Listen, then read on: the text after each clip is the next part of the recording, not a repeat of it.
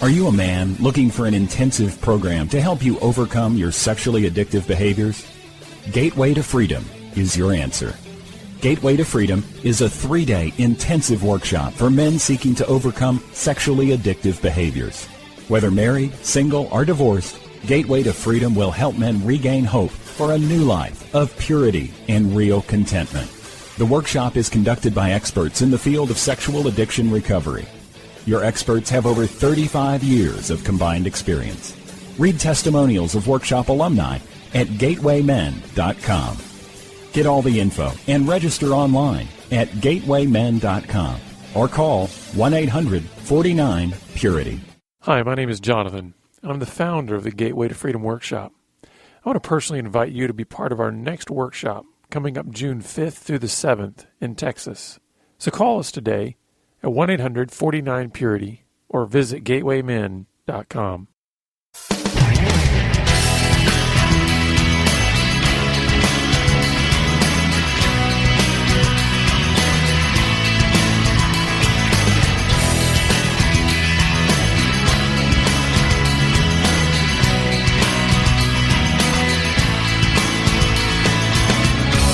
Welcome to Pure Sex Radio, training men, educating women. Are you ready to get real and start living each day in purity? This dynamic program is designed to educate, encourage, and equip listeners with the tools necessary for living a life of sexual purity.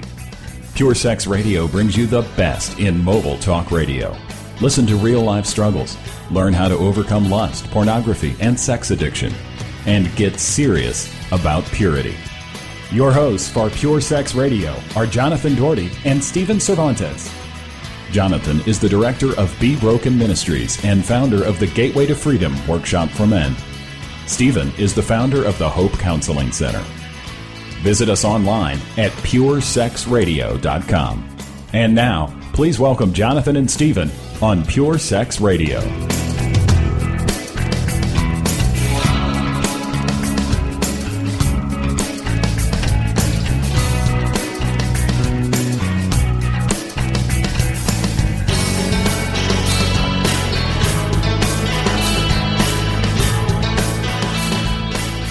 Good day, radio listeners. Welcome to this week's edition of the Pure Sex Radio broadcast. We're glad to have you with us.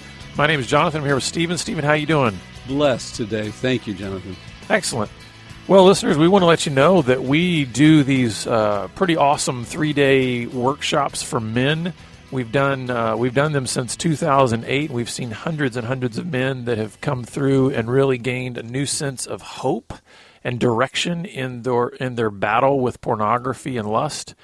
And so we want to let you know that these happen periodically throughout the year in various locations around the country. It's called our Gateway to Freedom Workshop, and you can learn more about it at gatewaymen.com. But I highly encourage you, if you have not gone to one of these workshops and you just feel like, you know what, I need a catalyst, whether you're on the front end of this journey or, you know, been on this journey a while and just feel a little stuck.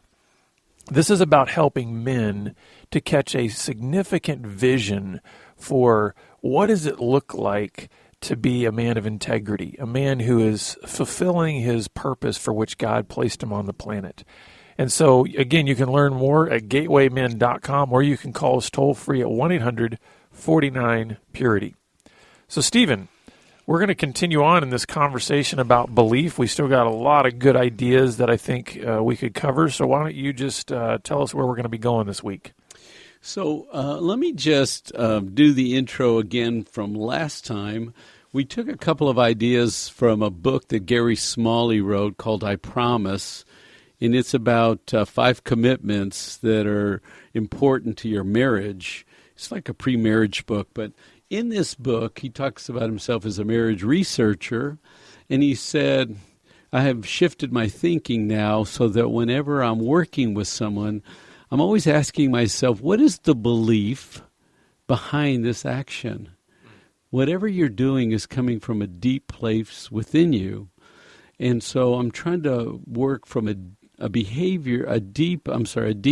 belief place instead of kind of a surface behavioral place, if that makes any sense. And so it's interesting to see I've read lots of his work. He's part Focus on the Family, to see his maturing process, because this book is really, it's a rich book in terms of thinking about marriage and our role, and finding happiness yourself versus thinking your spouse is going to make you happy. Mm-hmm. So he in part of it, he challenges us to question beliefs that are driving behaviors. And so what we said last time is a lot of our ugly negative beliefs come from woundedness that we picked up along the way. And so we're just going to continue on that thought. And then Jonathan got real emotional here and went deep in a hurry on us and got smart. And it was like, wow, go, Jonathan, go. It's interesting how these podcasts take twists and turns of things a direction we never anticipated. Have you noticed that? Oh, yeah. I never would have dreamed the amount of times you and I have shed tears on this program. And we've got some good feedback recently about a woman that said, "Thank you so much. You represented the female view well." And it makes me smile every time we get some of those comments back. Yeah. And so thank you for listening and listening faithfully. I know you got lots to do, but we're two guys on a mission to try to understand manhood and sexuality, and help females on this journey to understand men and male sexuality and male development. And even though we call it a sexual integrity purity program, it's really all about manhood. Because we'll talk about beliefs, we'll talk about behaviors and actions. And relationships. Absolutely. It's the whole man. We should call this the whole man program, really. We wouldn't get as many hits on the internet. Oh, okay, good. So, of course, you had to name it. Yeah. Pure Sex Radio. Yeah. And people go, I can't listen to that at work.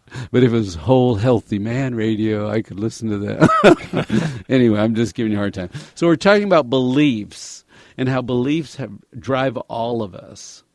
And our beliefs say that we are worthy or we're unworthy. Our beliefs say we have value or no value, pretty or ugly. Or, I like this word because it's so descriptive. You're worthless. You're worthless. You are worth less than another human being. You're worthless. That's the thought process that comes from a wounded belief system. Right?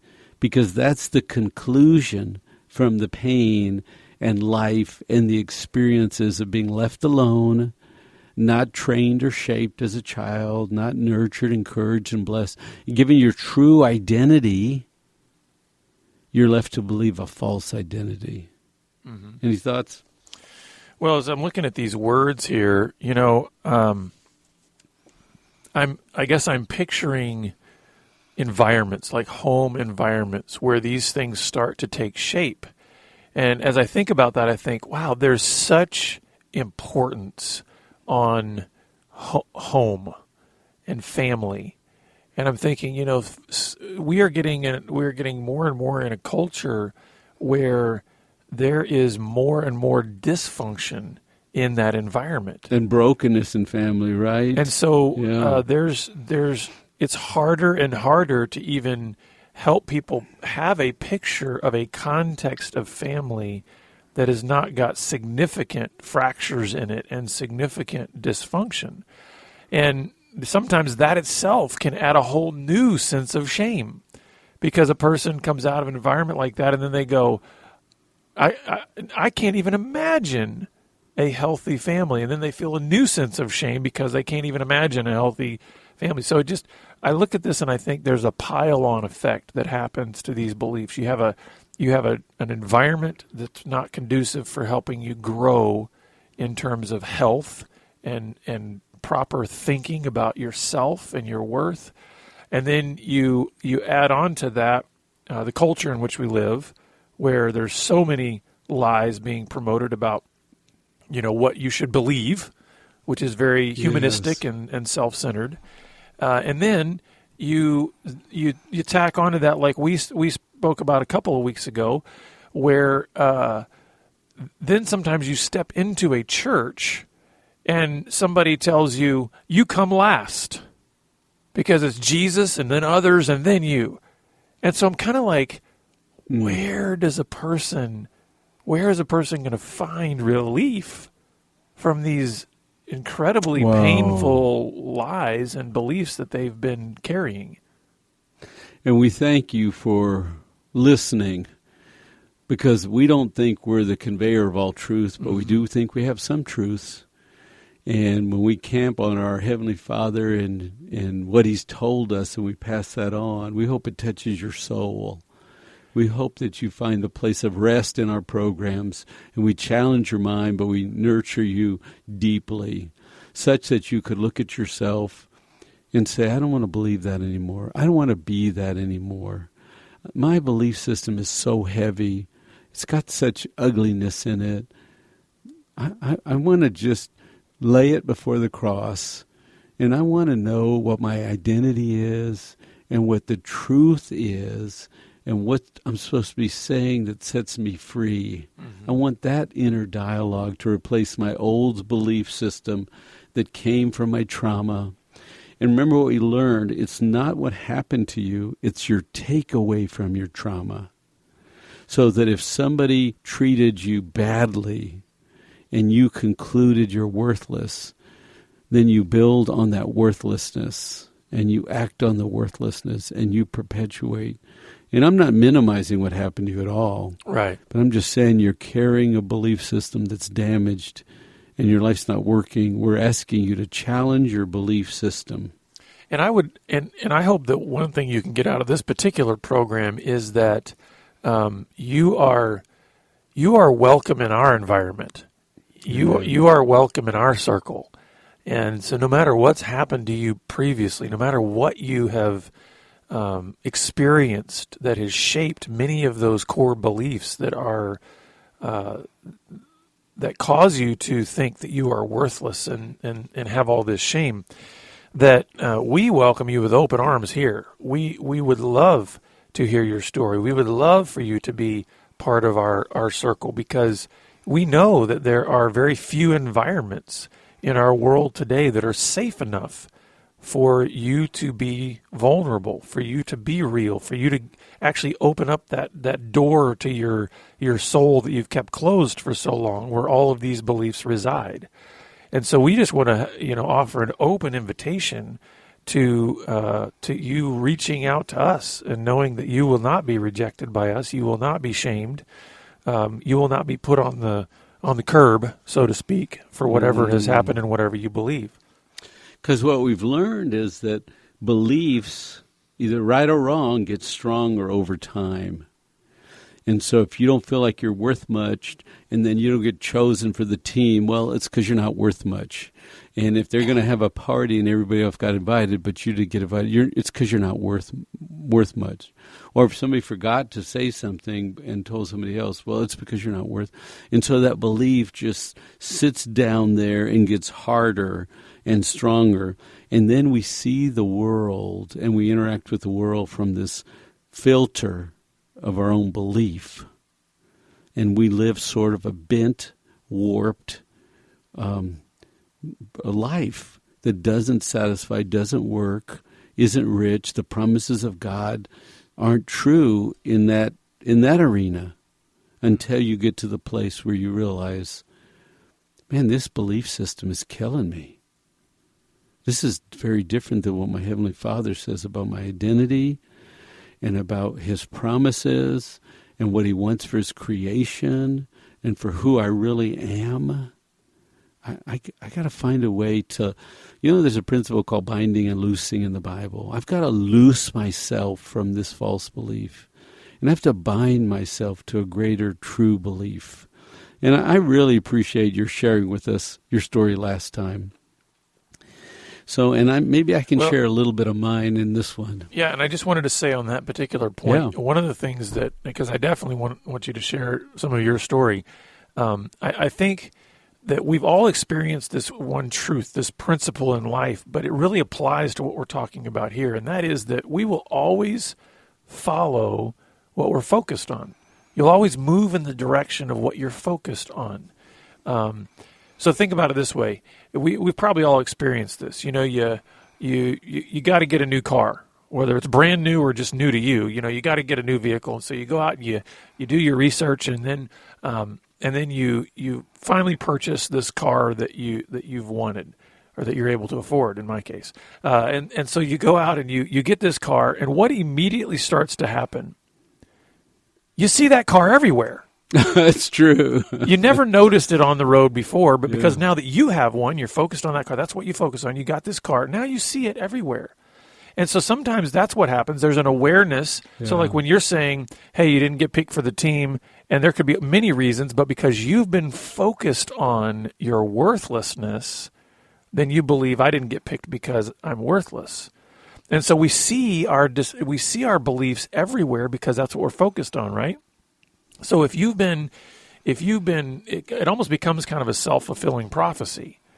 I'm worthless, I'm worthless, I'm worthless. So every interaction I have, everything I do, if there's a stumbling, if somebody rejects me, if something doesn't happen the way I want it to, guess what our interpretation is?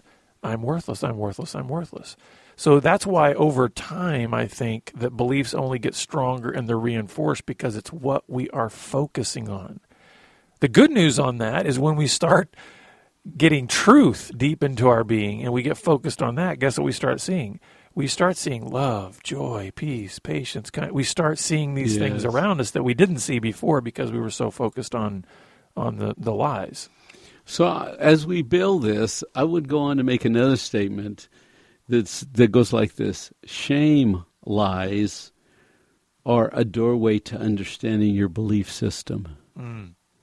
So if you listen to the ways that you shame yourself, that's like a piece of thread. If you keep pulling that and going back and following that back, or it's like a hallway down, go down that hallway. What precedes that, and what's the next thing, and keep exploring. Because you did not wake up as a child and start saying, man, I'm worthless and stupid and lazy and I'm never going to succeed and I'm not like other people. And you weren't born with that. Well, and keep unpacking that, because I would imagine that for a lot of our listeners, that's a whole new kind of statement that they've probably never heard. Because most of the time, what are they going to be told when somebody finally gets vulnerable enough to say, you know what, I feel like I'm worthless? No, you're not. No, you're not worthless at all. You're a wonderful, beautiful child of God, right? And stop it. And they're saying, don't. And so what you're saying is kind of different. Go with that thought. What is that telling you, right? Where does it come from? What other thought goes with that thought? And what happens just before that thought? Oh, some failure happens, and then I trash myself. Why, when I fail, am I not nice to myself? Why do I trash myself? Well, because I fail a lot. Yeah, and what do you say about failing? And if I'm really honest with myself, I think I'm a failure. Mm-hmm. And where does that come from? Go back. There's lots of stories where I failed and people said that, and when was the first time I felt that? When was the first time somebody told me that? And it's one story. It's yours, and all the pieces connect. And anything you're saying out here is a shame lie, has roots somewhere else. That's the fruit, but the roots are in your being in other stories. And if you can just backtrack your one story, it makes perfect sense. It's one story with different pieces about shame and unworthiness and about coping and trying to be and hiding and don't let anybody see this part of you. And then this is when it happened, the very beginning, and I was left alone and I was confused or I was hurt and, peel it back. What's your basic belief? Mm-hmm. And I would just offer to you, there was a resource that was very helpful to me early on in my recovery that helped me in this regard, and it was a book called The Lies We Believe by Dr. Chris Thurman. That's a helpful one. And also more recently, Mark Laser wrote a book in a series that's entitled Taking Every Thought Captive. And it kind of gets into this idea of, have you ever thought about actually interrogating your fantasies? Rather than just saying, stop it. And so it's kind of that same idea here. We're saying, rather than just saying, shut that place off in your life, we're saying it's telling you something about your brokenness. It's speaking to you about where your pain is and where you need the healing that's deep. And if you believe I'm worthless, well, what kind of actions do you think you do? You got to run from that worthlessness. And so some of the time you don't take care of yourself. because you're worthless. And sometimes you overindulge and eat too much, drink too much, act out too much because you're trying to make they talk about medicating the pain. That's what they talk about, alcohol all the time. You're just medicating pain, the pain of worthlessness. Or you might overcompensate to hide those feelings by being a perfectionist.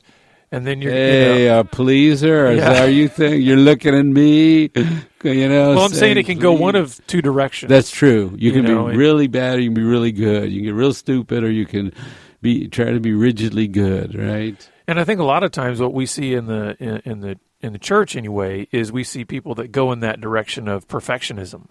Because yes. I can't imagine what would happen if people really knew my true feelings about myself. If they knew my core beliefs, because they don't line up with all this wonderful churchy stuff, then they'll go, get out of here. We can't have you around because you're not spiritual enough and you don't believe the right things. And so they would just rather hide it, be a perfectionistic pleaser that serves in the children's ministry and does all this, incredible exhausted, stuff. overdoing, right. Yes, and everybody's saying, "Oh, aren't you wonderful?" But I'm dying on the inside. Mm-hmm. Okay, so I want to introduce two tools that might be slightly off the topic, but I have them on my piece of paper, and then I want to go into my own story a little bit. So tool number one is.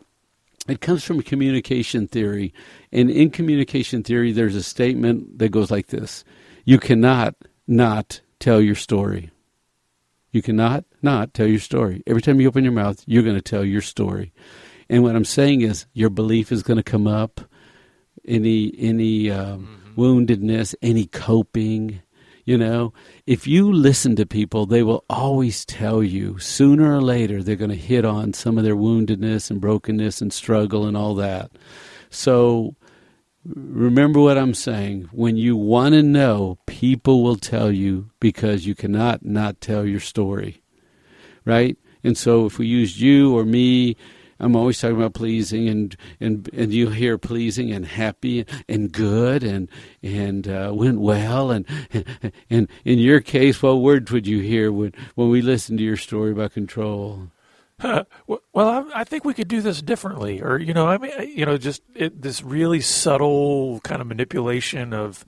Are you sure that's the best idea of how we could do that? And good and right, and it worked, and isn't that good? And right, you'd hear all this language that comes from. So if you want to know, everybody's dying to tell you how they're struggling and who they are. So that's tool number one. And tool number two, somebody said this, I thought it was interesting. Whenever there's conflict, and someone's behavior is disappointing you, ask yourself, what do you want that you're not getting? What do you want? Because if your kids are out of control and doing stupid adolescent things, you can either just squash them or you can say, what do I want? I want peace and quiet right now. These kids are acting up. Or this person is not talking to me or being rude to me. And it's better to go inside yourself than immediately erupt and explode and command and demand. Does that make sense? Mm-hmm. This person's really angry. I want them to not be angry right now. So what do I want? Because if they get angry and I can't have what I want, then I escalate. But if you go inside and say, what do I want that I'm not getting right now? So those are two little tools on this growth journey that we're all on. So do they make sense? Do you have any questions? I have a little bit of a question about that last one. So if you're in conflict with someone and they're saying, I'm not going to do this and I don't care, it doesn't matter to me. No, I won't. Then you can escalate or push back on them, or you can go inside and say, what do I really want? I want to get this job done. Oh, I want them to be happy. I want them to go away. What do I really want? Because if I don't manage me well in a conflict. So then what do you do next when you determine, let's say the answer is I want them to go away or I want them to be happy. The project to be done. Yeah. And I'm not keep going with it. I want them to do what I want in my time frame, and they're saying, no, they're not going to do it. Okay, now that's creating distress in me because I had some expectations. So let me catch myself, because what I do next is critical, because they may make me mad and then I might act stupid. But if I recognize that I'm really disappointed, what do you do, Jonathan, when you don't get what you want? What do you do if somebody's not cooperating? And you can have what you want. Oh, controllers kind of freak out, don't they? Pleasers sort of go, oh, you're not pleased. But wait a minute. It's like, stop. This is not about me pleasing you or you. This is about me managing me really well. So you're not pleased. I'm going to use my system. You're not pleased, okay? And you're letting me know with anger. I'd really like you to be pleased, but I probably can't make you pleased right now. Am I going to go into panic mode and extra work to please you? Or am I going to get mad? Or am I going to say, okay, take a spiritual moment. Father above, I don't like the way this is going, but manage me well because I'm in relationship. And so what you're saying, so that's how it kind of ties in with these core beliefs is that when conflict a lot of times will bring that out. Conflict will get us into those core things without us even, trying to get there. Thank you for putting that together because somebody's going to stop you from your control. Mm-hmm. And then your system is going to surge. And are you going to go, oh, I'm not in control right now. Breathe. God's in control. It's okay. Smile and enjoy the fact that I'm not in control.